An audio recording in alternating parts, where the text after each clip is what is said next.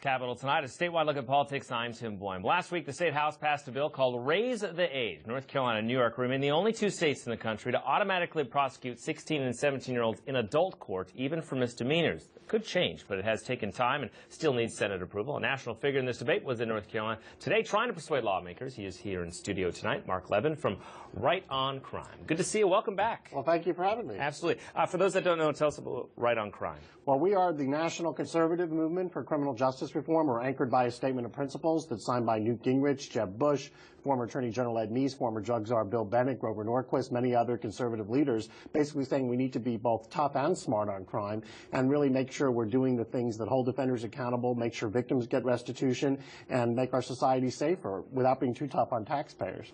And you're based out of Austin? Yes. In town from Austin. Well, welcome to North Carolina again. Okay, so the House has passed this. What has your argument been to senators today, and why have we seen it take so long? You know, you hear people talk and they say this seems simple. Why has it not been so simple? Well, there is certainly, anytime you make a change where some individuals are going into a different system, in this case 16 and 17-year-olds for misdemeanors into the juvenile system, adjustments have to be made. But North Carolina is one of only two states that still treats all 16 and 17-year-olds as adults. And so clearly the reason why the vast majority of the country has gone in the different direction is because of the evidence that these 16 and 17-year-olds can more effectively be rehabilitated in the juvenile justice system. And of course, the juvenile justice system allows for families to be involved, including, obviously going to court and so forth. And, these are kids that are in high school living with their parents typically. And as parents, I think any of us would want to be involved in that case. Felonies would still be in adult court. That's right. Okay. Sheriffs and some others have had the concerns with this bill. Why is that, and what's the argument over their argument? Well, I think certainly there's some issues regarding the cost of it, and however, the cost-benefit analysis by the VERA Institute has shown that over several years it would actually save money, and that's because the recidivism rate, the reoffending rate of these kids would be lower in the juvenile system because they're getting closer supervision, because they have programs that are targeted towards people of that age and that work closely with the schools and the child welfare system.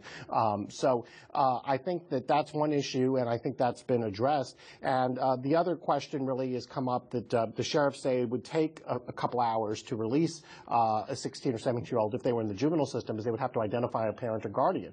And I'm like, that's exactly the point.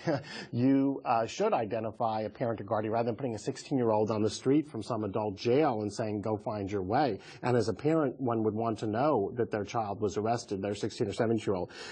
So that's, I think those issues have all been addressed. It passed in the House last week, 77-39, pretty overwhelming vote. So we're hopeful that the Senate will take this up very soon. I don't know how much you know historically about this, but why did we get to the point where they pushed them into the adult system in the first place? Well, in the mid-90s, a lot of states moved towards putting more kids in the adult system, and there's really, and one of the things that's important to distinguish is certainly those, in most states, or virtually every state, that if a child, even 14, for example, commits a murder or rape, a very serious crime, they can be certified to stand trial as an adult. And really no one is saying let's change those laws. Obviously here we're talking about misdemeanors. We're talking about a kid that steals a candy bar and things like that. And when they're in the adult system, they get a criminal record for the rest of their life. And this really disadvantages a 16 or 17-year-old in North Carolina who steals a candy versus almost any other state, because in the juvenile system, your record is sealed once you become an adult if you stay out of trouble. And when you talk about applying for college, getting a job for the rest of your life, 50, 60 years ahead, you just hate to see somebody's life ruined by a childhood mistake. And these people won't, it's not a matter of them being incarcerated an adult, or most of this is about processing, right? Because most of these crimes they wouldn't be incarcerated for anyway. Right, for these misdemeanors typically would get probation. They may go to, it may be an issue of going to county jail versus juvenile detention while their case is being processed.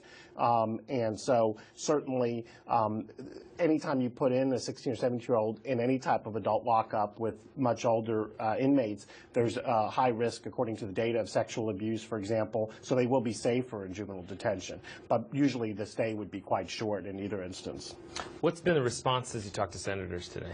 This is a bipartisan issue one way or the other, right? I mean, it's not a Republican-Democrat issue necessarily. Yeah, that's the beauty of the criminal justice reform, both on this issue and more broadly across the country, is we're seeing, states like Georgia pass criminal justice reforms unanimously when virtually every other issue is extremely partisan. So, yeah, here in North Carolina, there's broad support, regardless of party, for this. And, again, whether you're looking at the issue of what's going to reduce recidivism to make us safer, what's going to let these kids that are rehabilitated go on and be productive in the future and not have a scarlet letter, any kind of way you approach it, it simply makes sense. All right, Mark, thanks for coming back to the program. We'll see how the Senate takes